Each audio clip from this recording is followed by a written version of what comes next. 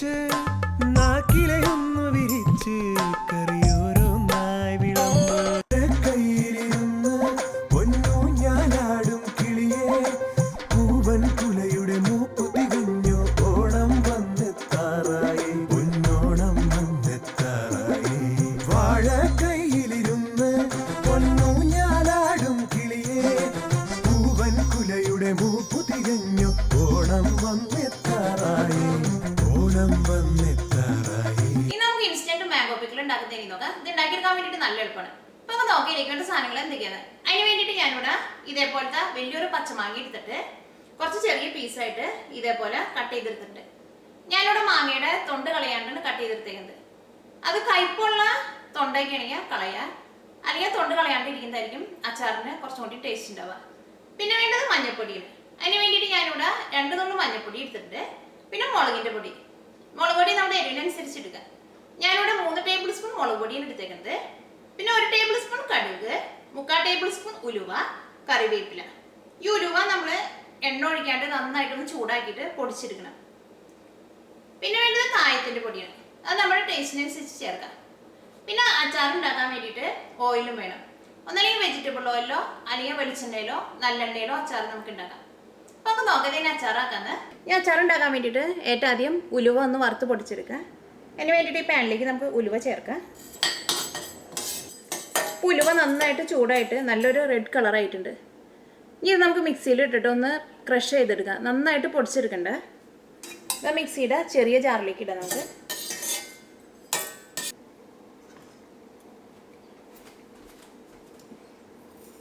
ഉലുവ നമ്മളൊന്ന് ക്രഷ് ചെയ്തെടുത്തിട്ടുണ്ട്. ഇനി കുറച്ച് വലിയൊരു പാത്രം എടുക്കുക.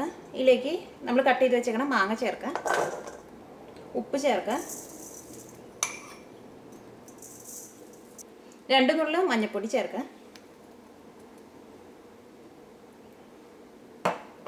മുളക് പൊടി ചേർക്കുക, കുറച്ച് കറിവേപ്പില ചേർക്കുക.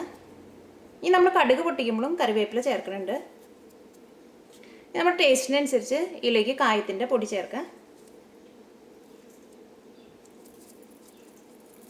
അത് ഏറ്റവും ആദ്യം കുറച്ച് ചേർക്കുക. അത് കഴിഞ്ഞിട്ട് ഇതെല്ലാം കൂടിയിട്ട് നന്നായിട്ട് മിക്സ് ചെയ്തിട്ട് പിന്നെ ടേസ്റ്റ് നോക്കിയിട്ട് വേണമെന്നുണ്ടെങ്കിൽ രണ്ടാമതും ചേർക്കുക. കായത്തിൻ്റെ പൊടി കുറച്ച് കൂടുതൽ വേണം, അപ്പോഴായിരിക്കും അച്ചാറിന് നല്ല ടേസ്റ്റ് ഉണ്ടാവുക. എല്ലാം കൂടിയിട്ട് നന്നായിട്ടൊന്ന് തിരുമ്മിയെടുക്കുക.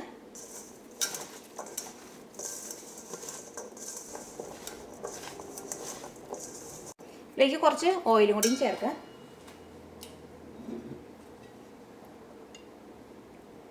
ഈ അച്ചാറിൽ നമ്മൾ മുളകിൻ്റെ പൊടിയും കായത്തിൻ്റെ പൊടിയൊന്നും നമ്മൾ എണ്ണയിലിട്ടിട്ട് നമ്മൾ ചൂടാക്കില്ല. ഇതെല്ലാം കൂടിയിട്ട് ഒന്നും കൂടി നന്നായിട്ടൊന്ന് മിക്സ് ചെയ്യുക.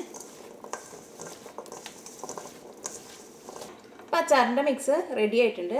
ഈ അച്ചാറിലേക്ക് നമുക്ക് കടുക് പൊട്ടിക്കുക. ഒരു പാൻ വെച്ചിട്ട് ചൂടാക്കുക. ഇതിലേക്ക് എണ്ണ ഒഴിക്കുക. ഇനി ചൂടായ ഓയിലിലേക്ക് ഏറ്റവും ആദ്യം കടുക് ഇട്ട് പൊട്ടിക്കുക. അപ്പോൾ കടുക് പൊട്ടിയിട്ടുണ്ട്. ഇനി ഇതിലേക്ക് കറിവേപ്പില ചേർക്കുക.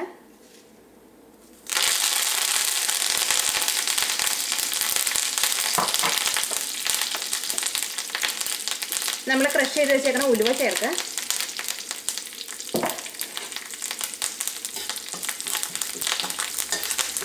അപ്പോൾ ഉലുവയും കറിവേപ്പിലയും നന്നായിട്ട് ചൂടായിട്ടുണ്ട്. ഇനി നമുക്ക് തീ ഓഫ് ചെയ്യാം. തീ ഓഫ് ചെയ്തിട്ട് വേണം ഇതിലേക്ക് നമ്മൾ ആ മിക്സ് ചെയ്ത് വെച്ചേക്കണം മാങ്ങ ചേർക്കാൻ വേണ്ടിയിട്ട്. ഇതിലേക്ക് നമുക്ക് മാങ്ങ ചേർക്കാം.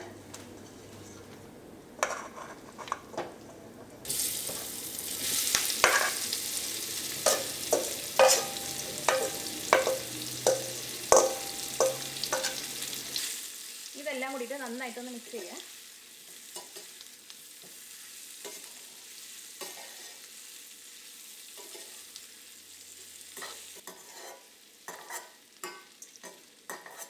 അപ്പോൾ നമ്മുടെ മാങ്ങാച്ചാറ് റെഡി ആയിട്ടുണ്ട്.